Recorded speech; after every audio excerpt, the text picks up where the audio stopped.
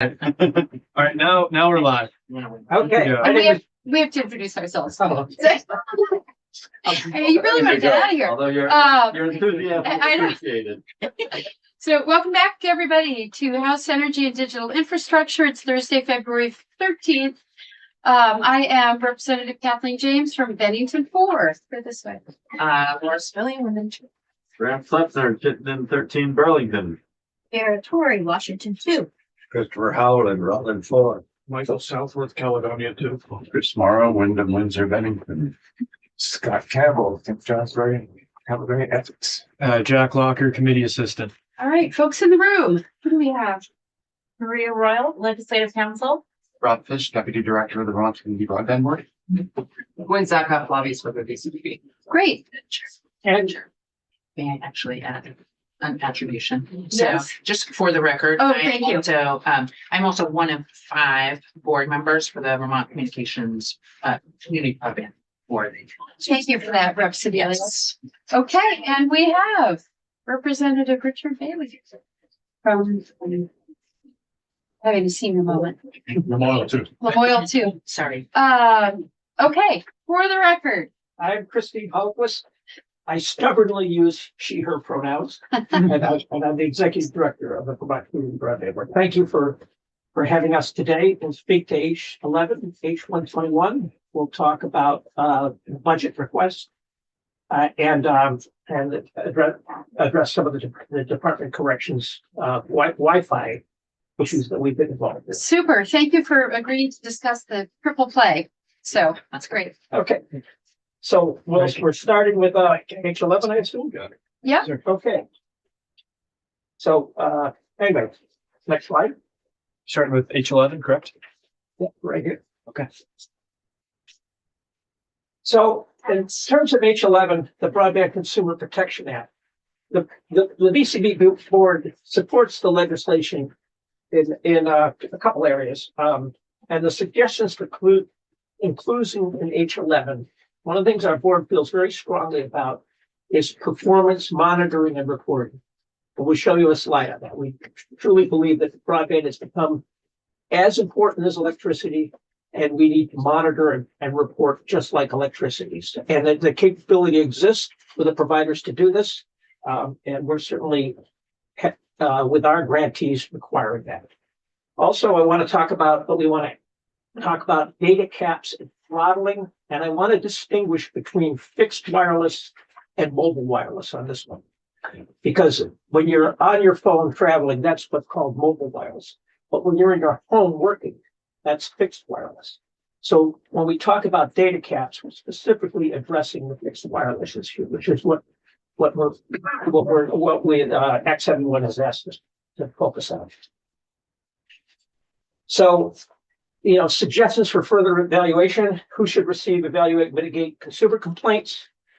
I will tell you, working with the Public Service Department, every complaint that comes in about broadband, we work together, and I am very impressed with the responsiveness. That we respond to every single issue. Now, the challenge, of course, is those people that are still on copper are going to have a lot of complaints because copper. It's like trying to do broadband on copper is like trying to till your garden with a teaspoon. It just doesn't work. Lots of complaints still coming on copper. Few complaints come in. Few, if any, come in on fiber. We can talk about the VCB Consumer Protection Policy, which you all have a copy of. Our board has done a lot of work in this area of consumer protections and put together a pretty robust policy in terms of consumer protections. And integrating some ideas the providers have agreed to with the CUD provider consumer protection accountability requirements. Our CUDs have been working closely with these SLA service level agreements to ensure that consumer protections are built in as well, including every grant addresses the requirement that no data caps exist. But now, I'll explain what data cap and throttling is.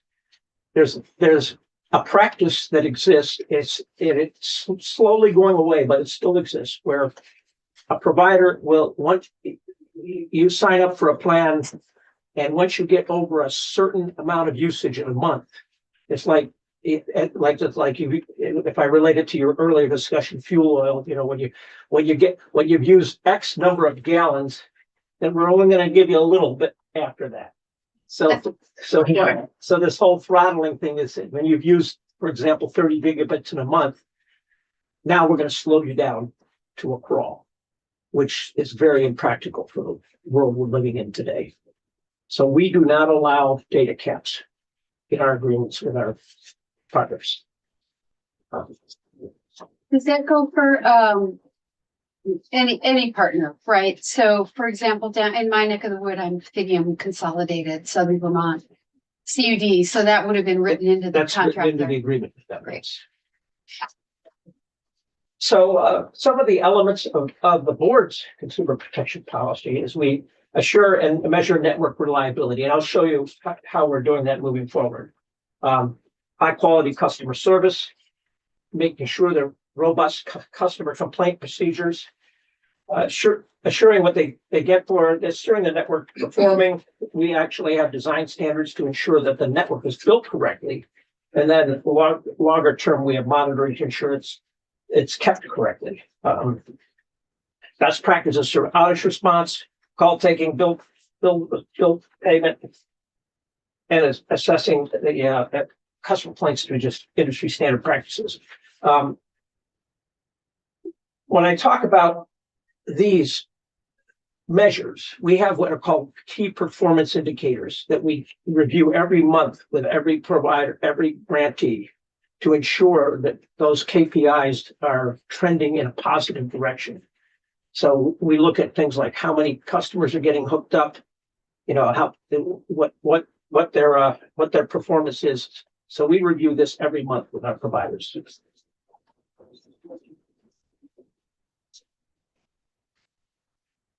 So we encourage the committee to continue to look at consumer protections because, in fact, again, I'll talk about being a former CEO of Vermont Electric Cooperative, I'm going to tell you that telecom is even more important than electricity, and you don't tolerate the lights dimming and going out.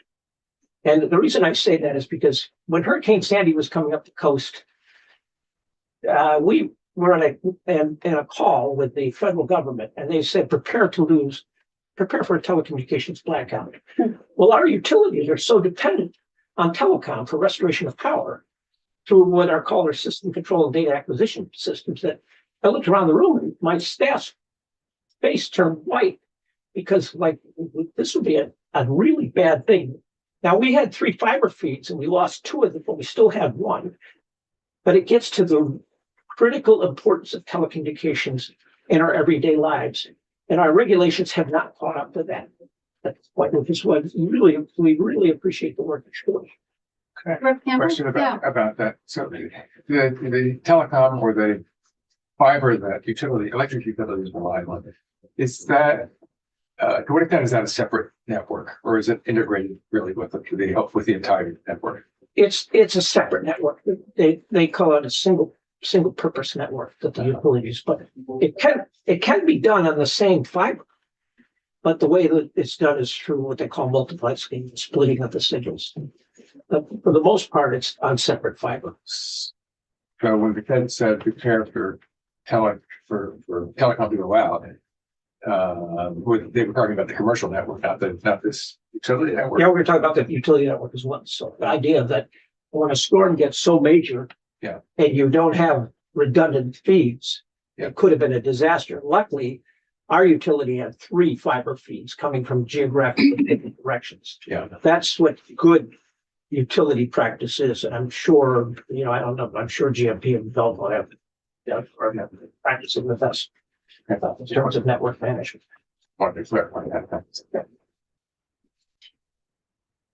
So when we talk about what the CUDs are doing, they're having public meetings. The CUDs are basically, there's a representative from each town on the board, so that you have true public engagement with the CUDs in terms of making sure that they continue to serve customers in a good way. The performance standing standards and required testing, speed testing and reporting, net promoter scores, and remediation plans. Now, net promoter scores are an industry standard measurement of customer satisfaction that the telecom industry uses. So these are customer surveys that are done. So it's pretty much a standard. So when we talk about performance monitoring reporting, it's the promised speed versus the actual speed. The idea is when, as you are probably aware, when you go to a website, it says I'm going to sign up for 100 megabits per second. But you don't get 100 megabits per second. It's like going in to buy a gallon of milk and coming out and say, well, I wonder if I got a gallon. I got to a gallon. That's what the milk would say. So we're monitoring that. The speed trends are important because if you see a node, which I'll show you later, dropping down in speed over time that has multiple parties on it, that indicates it's a network problem and maybe a network constraint issue that typically can be upgraded through the electronics. Latency in real time, latency is the delay. That delay is important. For those of you that are still on copper networks and you're speaking and think, sorry, drop, that kind of thing happens. That's because you've got latency built in and it basically loses the signal. And you see that skipping and vibration, that's because of latency. So our networks, we ensure the latency is what's called under 100 milliseconds.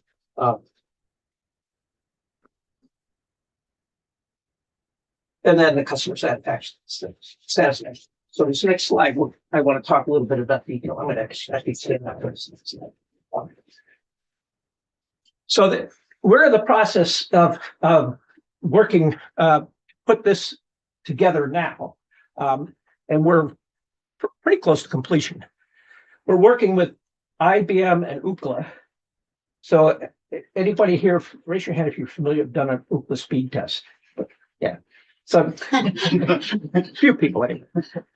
So basically what we're going to do once the system is done is we're going to get out and promote everybody on a regular basis to Ookla speed tests. And we can tell we're keeping this, we're using what's called hexagon data when we drive it down to 26 acres. We do that so we keep the data anonymous from the customer, but we can zero in on where the issues are. So the idea here is when you see the green, that means that's performing at 100 over 100 consistently. We'll get a report weekly for the entire state with all ISP providers. Now we designed this system for our grantees. However, just by default, we get data from the entire state. So on a weekly basis, we're going to be able to see where things are going well and where things are not. Now, this happens to be, where the investment comes from. That's just for our purpose. It's that color coding. But the key here is, what are we getting 100 over 100? And so this tool is what we'll be rolling out shortly that can be used to monitor all providers. And what happens is, when you're in the home running your computer, your speed is highly dependent on your modem and all your interconnections in the home. So we're not looking for that because that's too idiosyncratic. It gets too big a problem. But when it comes to looking at the network performance, this tool is what we're using to make sure. So if we see if we see this area out here, where that might have been green the week before and it's yellow this week, we know to reach out to the provider and say, you got something going on.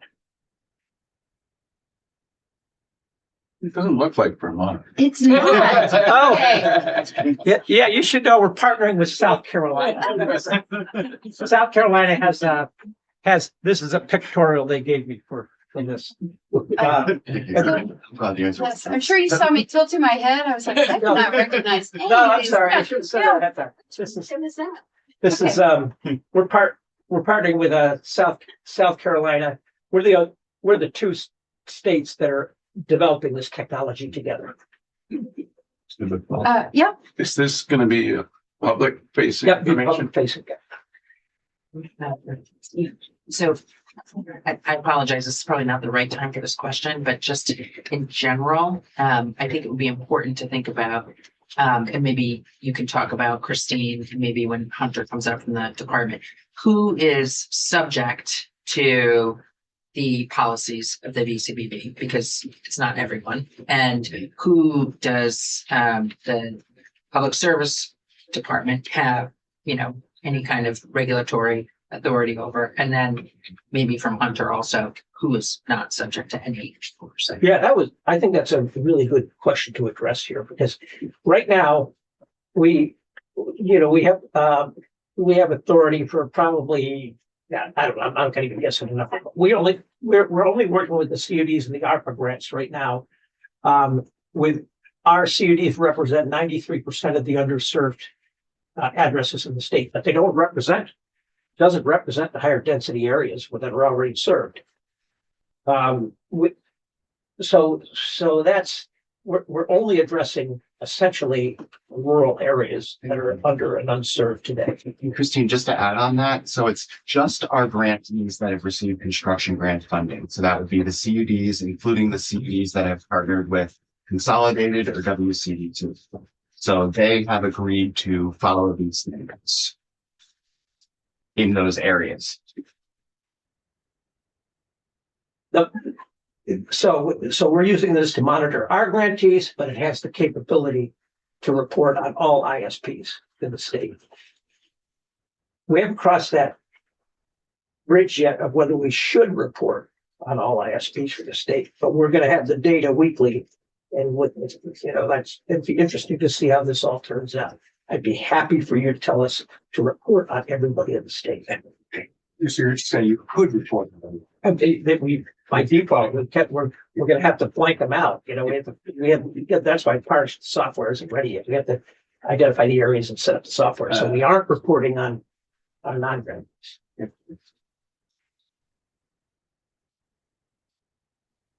So in summary, we covered the performance monitoring, we covered the language on data caps and throttling. That's essentially, I'll take any additional questions you have on this particular bill.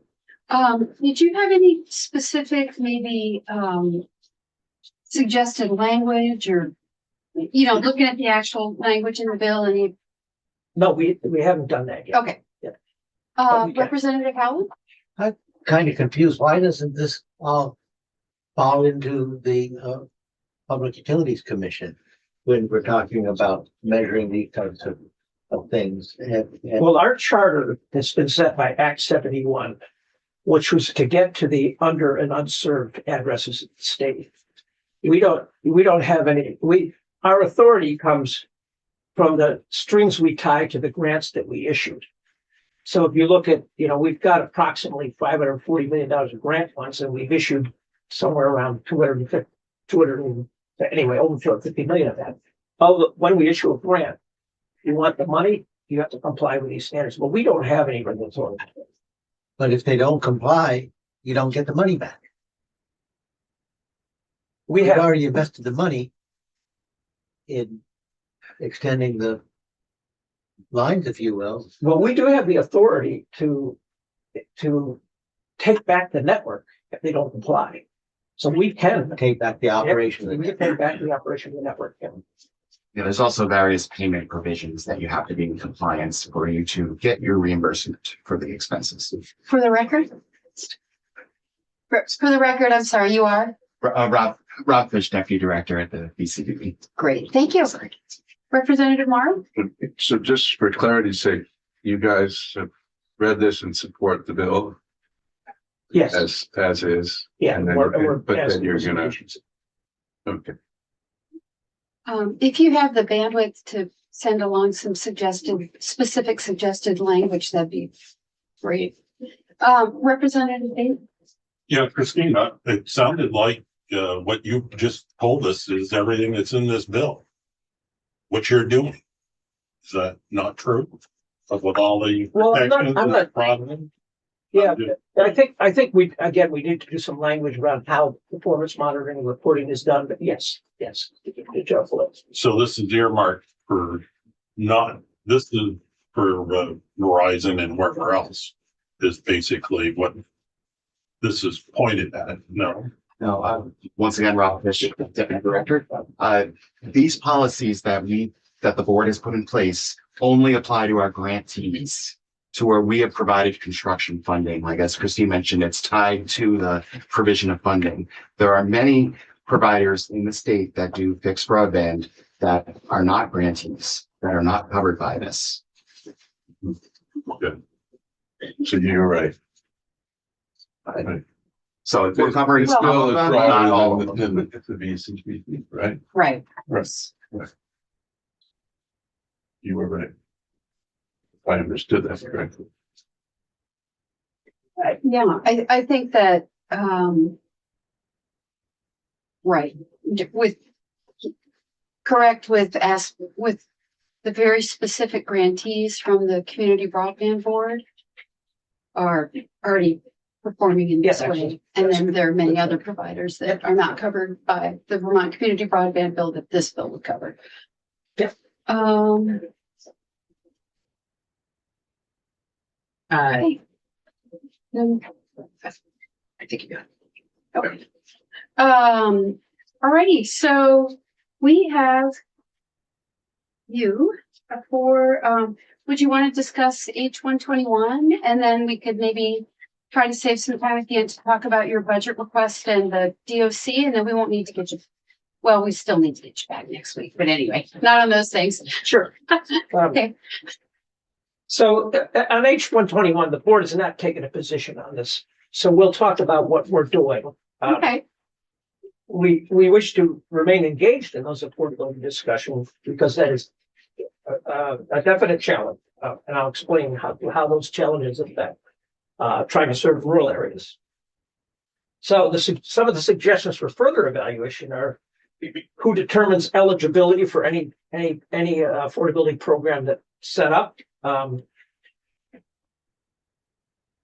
How these can be provided by rural providers who will have a very challenging financial business case, which I'll talk about in a minute. The impact to a more rural state, which ties to that second bullet I was talking about, the fact that we have so much more of a rural challenge and a cost issue to deal with here from a sustainability of the business plan, which I'll talk more about.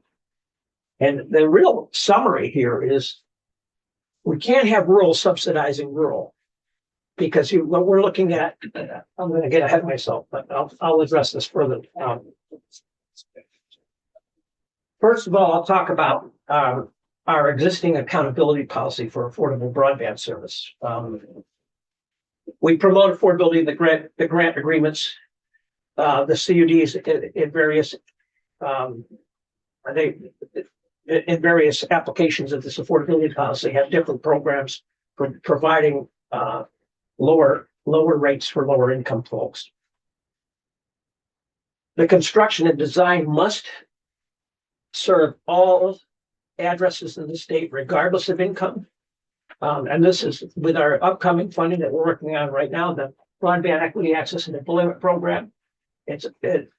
We continue to have those same requirements from the federal government. We're required to serve every on-grid address, as well as residents that are in off-grid addresses. We look carefully, and this is part of our monthly meeting, on the sustainability of the grantee. The financial challenges that come by serving a rural area make the business plan challenging. So we have business metrics we look at on a monthly basis to ensure that they're continuing to be sustainable. And that ties to their operations costs and their debt service costs, having enough revenue to cover that plus some buffer. It's called debt service coverage ratio, standard ratios used in the industry. Always ensuring that the debt service coverage ratio exceeds 1.25.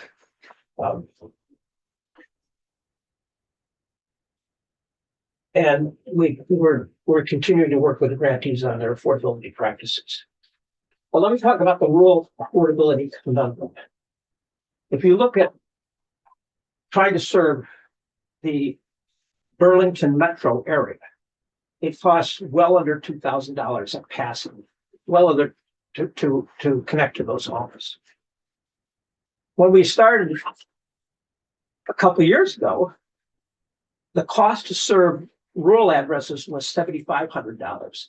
Now the remaining addresses we're trying to serve are $11,500. So if you're trying to build a sustainable business plan with those kind of costs, you have to charge more to have a sustainable business plan. And the areas we're trying to serve have more than double the number of low-income folks. So you've got this bad situation where you have to charge more with people that can't afford it. So that is the real challenge. If we put a requirement for some of these rural providers to provide, for example, a $20 a month service to low-income folks. Well, we're looking at the areas we're serving now, they have 25% low-income folks. So if your cost of operation requires $80 a month, and you are required for 25% of your providers to give them $20 a month, that means you now have to tack on that $60 difference. You have to divide that on the other 75%, right? So now what you do is you drive their costs up by $20. Now you're hitting $100. And what that does, as soon as you start approaching, getting over $80 too much, you can start seeing what they call the take rate drop off. So the take rate means that's how many people literally are taking it on. That's your revenue. So if you start seeing that drop off, your costs go up even higher. Kind of, I heard you talking about the similar thing with the oil organization. And your users go down, costs go up, and you've got a business that's not sustainable. And this is an unregulated market.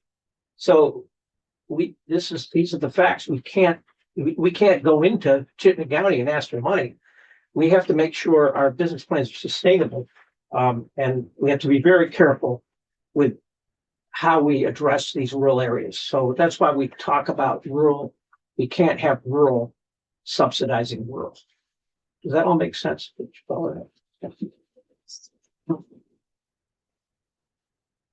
Rep. Campbell?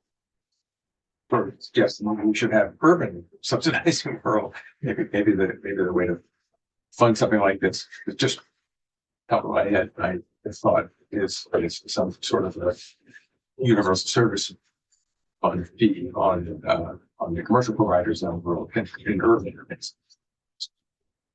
But Rep. Bayless? Christine, is Starlink any kind of an option for these places that's going to cost you a fortune to get where they aren't?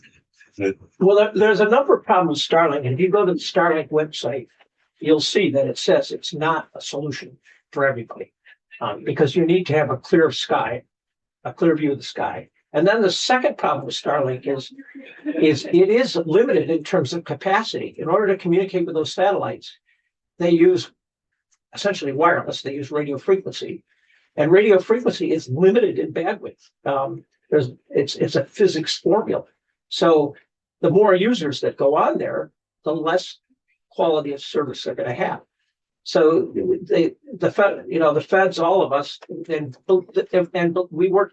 I worked with all the state broadband leaders across the state, plus there's 9 territories. Pretty much we're unanimous that Starlink is an alternate solution. Fiber first is the preference. Starlink is an alternate solution because once you give people Starlink, again, you've disadvantaged those rural Vermonters. And if you're looking at economic development and those kind of things, what the Center on Rural Innovation did some studies that showed rural communities that were fully fiber connected saw greater than a 200% increase in business starts. And it has to be fiber. So Starlink doesn't really give you the advantages that we're looking for in terms of benefiting our rural community. Rep. Sebelius? So as a number of my constituents are waiting for their CUD to get to them, they are using Starlink. I know others in rural Vermont are. But we were in the legislature very deliberate and specific about advocating for fiber, establishing fiber as what we would be tying public funding to, the speeds for fiber.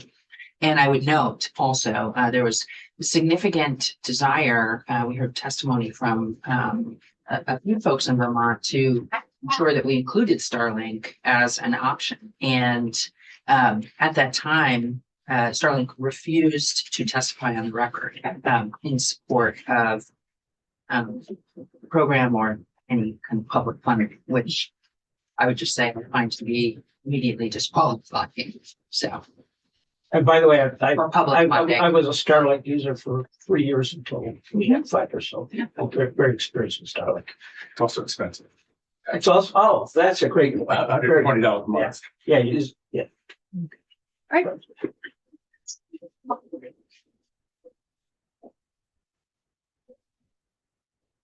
We also we also have a digital empowerment program. We received $5.3 million in grants from the federal government to address the actual, when you go beyond the monthly connection, there's the issue becomes with low income folks, can you afford the devices? And once you get the devices, can you use those devices? For those of you who may remember when you started using a computer and you ran into an issue, do you remember what the number one issue your IT or your support person told you to do when your computer wasn't working? Reboot. Reboot. Reboot, right? So, but if you're a new user, you're afraid to do that. So we're going to provide devices and training for people in the low income areas as well. And we have a digital navigator program to provide that training.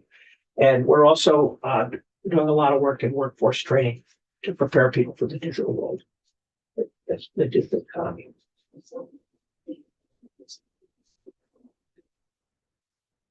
So the devices, I won't read through these, but also campus Wi-Fi solution. Campus Wi-Fi, we've identified community anchor institutions, what are called CIIs. And those are libraries and other schools and others that we will provide campus Wi-Fi solutions. And specifically, even the homeless, for example, we've addressed in terms of these campus Wi-Fi solutions. And this gets to I just want to distinguish before the PSD comes up to say, a campus Wi-Fi solution is what's called a fixed wire solution, not to be confused with your mobile phone. Is it fixed wired or fixed wireless? You use the term fixed wireless as opposed to mobile Okay, I wireless. thought you said wired. Because I'm trying to distinguish that carefully because Right. I think you'll hear from the PSD why that's important. Yeah. We also have a program, a long drop program, which we're implementing. So that now we're going to get fiber to pass by every address.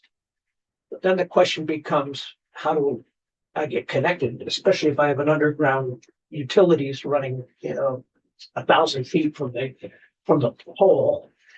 You could be looking at a $5,000 to $10,000 bill just to get connected. So we're providing funds also for low income folks and possibly moving into moderate income, depending on how far we can stretch this budget for what we call a long drop program to help people get connected. Are you supportive of the road rule that we worked on last year to make it so that we won't have such long driveways? I'm not familiar with You're that. not, okay, I'm just realizing there's a real benefit, cost savings. People cannot build far from where the main Oh, yeah, yes. utilities reside. Yeah, you can make an argument for that as well. And we're also working with housing to ensure that new home construction has a empty conduit for the fiber because it's insignificant the amount of cost to add you get your conduit buried for your electric utility. You put in a separate 1.5 inch PVC for the fiber to come in and pull later, that's insignificant, but if you gotta go back and dig later, it gets really expensive. So we're also going to allow them to do that as well. So again, summary, we haven't taken a position on the bill, but we do want to remain engaged in the forthcoming discussions. Yeah, Rep. Morrow. What's which is your biggest CUD that you are monitoring? Your biggest CUD? Biggest CUD is Northeast Kingdom / CV. They have 71 towns. And how many customers? Oh, current customer, I don't know what 1,200 is. 1,200? Yeah, they're somewhere, I think they're up over 3,000 at this point, but I'm thinking of their total passings. Oh, yeah. Yeah, total passings are probably, I don't know, probably approaching 50 or 60,000. You define passings. Yeah, passings are the number of, I'm going to use the term, I'm going to use a federal term and then I'll explain it. The number of broadband serviceable locations, which means businesses and homes that are occupied and or can be occupied. Both. Even if they might be served by another ISP or not. If they're served by another ISP that's providing 100 over, that's providing reliable broadband service, then we wouldn't, we don't have the jurisdiction to cover them. It gets a little complicated because our job is to get to every under and unserved location as defined by Act 71. In other words, anybody that gets crappy service. Rep. Celia. So I think Rep. Morrow was asking specifically about the term passings. And I may be wrong, but I think with NEK, when you were talking about passings, that's the number of buildings they have built. 5. Yes. Thank you for supplying it. Sorry. She saved me from my nerding out tendencies. Rep. Klevner. So, 2 questions. This bill applies to carriers with 20,000 customers or more. How many of those are there in Vermont? Well, I will say that Krista Shute, the executive director at NEK Broadband, is concerned about this bill because she believes that he will have more than 20,000 customers. Needs So to. she'll have more. Comcast / Xfinity has more. Anyone else? Fidium Consolidated, yeah. Fidium, And Fidium is the fiber version of Consolidated. I'll call it Consolidated. yeah. Consolidated has more. So NEK Consolidated. But understand, NEK represents, the reason she's concerned about this is because she's serving some of the most challenging areas of the state and the most economically challenged and geographically challenged and the lowest density and the most difficult businesses. Burlington Telecom. I think this is a question for Hunter. So Yeah. Christine's Yeah, okay. jurisdiction is smaller thank than you. Hunter's. So All right. We'll wait for Hunter. We have Hunter on deck. Okay, so 121. Good. While we have you here, so our committee is tasked, like all committees are, with looking over any areas of the FY26 proposed budget that would be under our kind of policy purview and making a recommendation. Does the DCCB have any budget requests in the upcoming budget that we need to be aware of, or? We do not have any budget requests from the VA. For the budget. Or the budget. Okay, that's easy. Check. Great. So while we have you here, we took testimony last week from the Department of Corrections. We're making a tour of state agencies and departments to learn about their IT projects. And as you know from our correspondence, we were curious about the DOC's desire to get Wi-Fi in their facilities. And so we were wondering where you think that stands and if there's any hope for that funding. So fill us in, if you don't mind. Sure. Yeah, we started the discussions. The request came to us for assistance in funding for the Wi-Fi. And of course, the request is pretty significant with the $3 million request. But what we said is, it was, the request was around, how it can benefit their whole operation. But what we asked them to do is come back and tell us the portion that would benefit the incarcerated, because our charter is to help the incarcerated. And so that we're continuing, I think we have a meeting this week with them to explore this further. So we wouldn't honor the entire $3 million request. And that was planned to come out of, we have currently $5.3 million in these digital empowerment funds, with a commitment from the federal government to get 2 additional tranches for the other $5.3 million. And they would come in 2 separate tranches. One we would apply for the end of this year, one at the end of next year. We're not optimistic about getting those additional tranches because the program, we call it digital empowerment. It's actually technically called a digital equity program. So that's the problem with the federal government side. This is called a digital equity program. Too bad we didn't have foresight. Use that equity word. So I have a couple questions.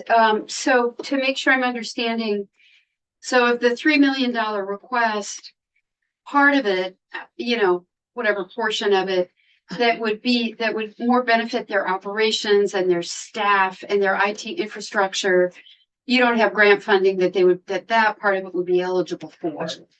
So the only part of the grant that if they could parse it out, that you would have some funding for, which I'll get to in a minute, would be the portion of the grant that would directly benefit the incarcerated population. That's But that funding is federal funding, which falls under the digital equity program, and those funds are now at risk, fragile. We don't know what their future is.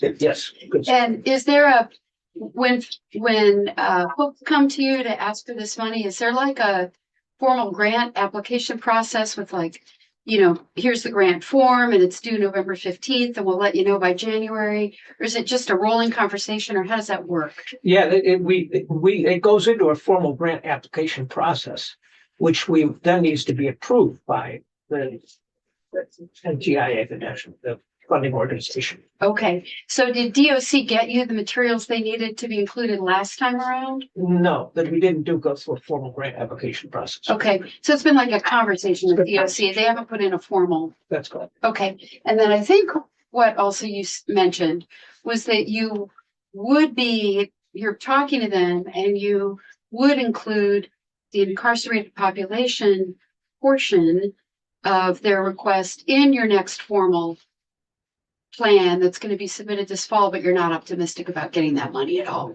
That's good. Did I get everything? Yeah, you did. Okay. For the record. For the record, Rob Fish, Deputy Director of the VCD. I just want to add that it is a competitive process. It's a competitive sub-granting process. There was no program to apply this for in the past. There will be sub-grants that we will be taking applications for in the future. I just wanted to parse that a little bit more out.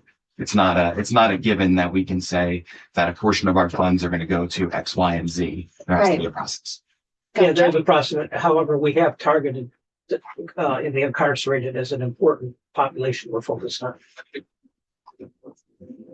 So what other FOPA programs are under duress from not getting this federal funding? That's the crystal ball, right? Well, you have the first 5 million, right? Well, all of it, if you look at our funding this gets to the whole question that everyone's talking about, the national level. Will the administration go into impoundment? The discussion of our state broadband leaders, we spent many hours discussing this issue. We really don't know what's going to happen. We're not make any predictions. You will know as soon as we know, because you're going to see it in the news. But it's a federal program, and we know we've got. So your entire funding is federal for the VCBB? The 229 million that's coming up. We have the ARPA funds that we have are already implemented and out there. So those are not at risk.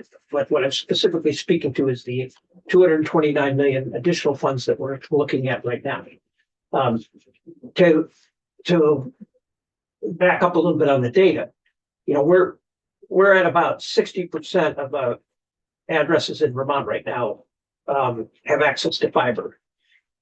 We've probably got enough funding to get to about I should talk about under and unserved addresses. I'm going to change my language here. We had 64,000 under and unserved addresses, and we're now down to 18,000. Those 18,000 are the ones that are at risk. Okay, I think we're chatting with the Corrections and Institutions Committee about whether there's another path, because it sounds pretty dicey at the federal level. Questions for Director Hallquist? Yeah, Representative. Just a quick question. Now that I've learned some terminology.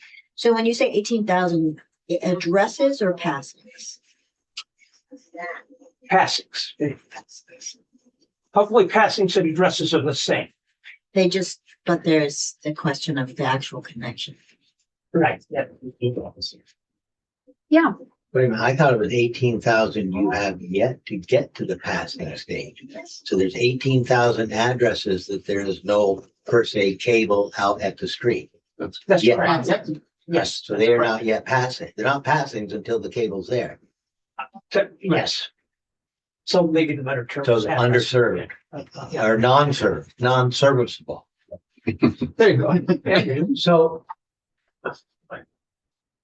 is there other technology to fill in the interim, such as antenna to antenna, which I think you then called mobile wireless in the interim, or is that putting too much I think that, change ahead? I don't know if you're going to talk about this, but Okay. we're this is you're, okay, okay. Great. Yeah, So 229 million to get to 18,000 addresses. Is that what I'm understanding? yeah. If you take, yes, that's where I get the $11,500 per Okay. passing. Is if you take I don't know if you guys You calculate. get 1272. If I divide 229. 10% overrun, that's typical. Yeah, well, complication. The reason I say 11, there's. Yeah.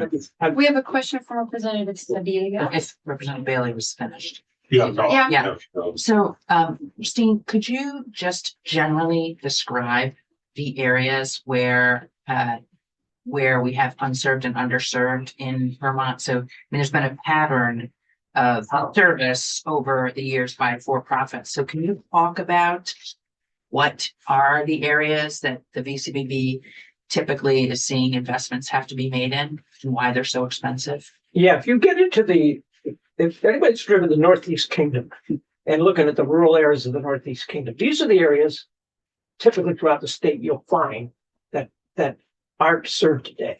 And there's two challenges, right? There's one challenge is there aren't a lot of people per mile. So when you've got to build. Do you want to prowl? Yeah, talking about this area up here. If you go to Sutton, you go up to Norton, Holland, these areas. If anybody's driven these areas, will kind of understand the picture. Because there aren't a lot of houses per mile. Wordsboro. What's that? Wordsboro, right? So there aren't a lot of houses per mile.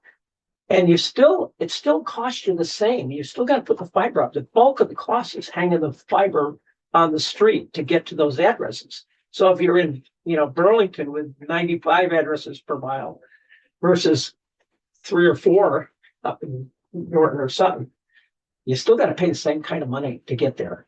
So there's that cost. And then the additional is the geographic challenge to get there as well.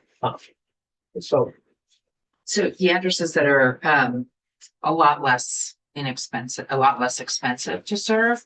So for instance, in a village center or in a large city, are we making a lot of investments there? No. How come? Because they're already served. So Who is serving?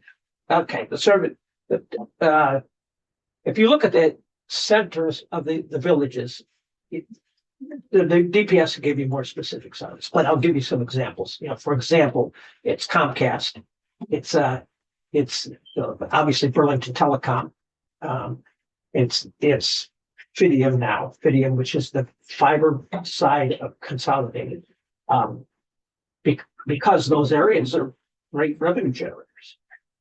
So it's for-profit companies. For-profit private companies, companies, that's it. right, have taken Yeah, all of the easy, profitable, inexpensive to cover areas. Yeah, I'll defer because we talked about, I'm a former Vermont Electric Cooperative CEO. If you had the do-over and you knew fiber was going to be there, that you'd treat it like a cooperative, right? You would, the fact that these areas weren't regulated means as more houses got built, like a subdivision goes up, the private provider would snatch that up because it's prime real estate for profit, right? And they're going to leave those areas that aren't being built up, that's the rural challenge. And that rural challenge exists all throughout the country. But we have an additional challenge. That's why I want to talk about geography. Because we have lots of hills. And wireless can't get through those hills. So the wireless providers that come up to try to sell us products, I say, show me how you're going to serve Belvedere. And they get out their little computer and they look, oh, we can't serve Belvedere. There's these hills in the way.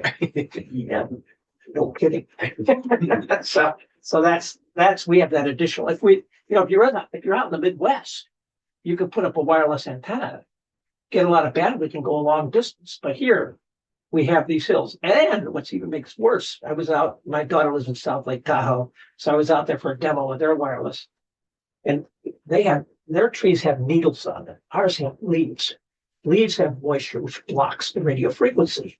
And they've got these beautiful, he shows me this mountain across, the Lake Tahoe, and he says, oh, we're beaming from over there. I'm looking at they have big mountains, but they have long stretches of open. We don't have that. And flying back from South Lake Tahoe, I went down and saw, holy cow, no wonder we're going to get wireless here. Thank you. All right. Yep. It's Christine, so what about all the camps along Lake April? We're talking Norton, which is small population, but summer population. We're supplying We're only going to provide to year-round residents. year. And do I remember, did Chris Shute say of those 18,000 addresses, 12,000 are in the Northeast Kingdom? Is that roughly accurate? Yes, that's about, yeah. All righty. Christine, thank you so much for being here. I think we'll see you next week on H125. Helpful for me. Yes. No, not sure. We'll take a look at next week's agenda. I think we had maybe invited you to testify on something that is either relevant or moot. And we will let you know. Thank you so much for being here. Thank you. Yeah. Sorry, Hunter, not to stay with That's that, good but budget. across the hallway. Yes. Yeah, let's see who is our next esteemed guest. Do you mind if we give the committee a 5-minute break? I would love to be able to stand. These are like. Okay, great. 5-minute break.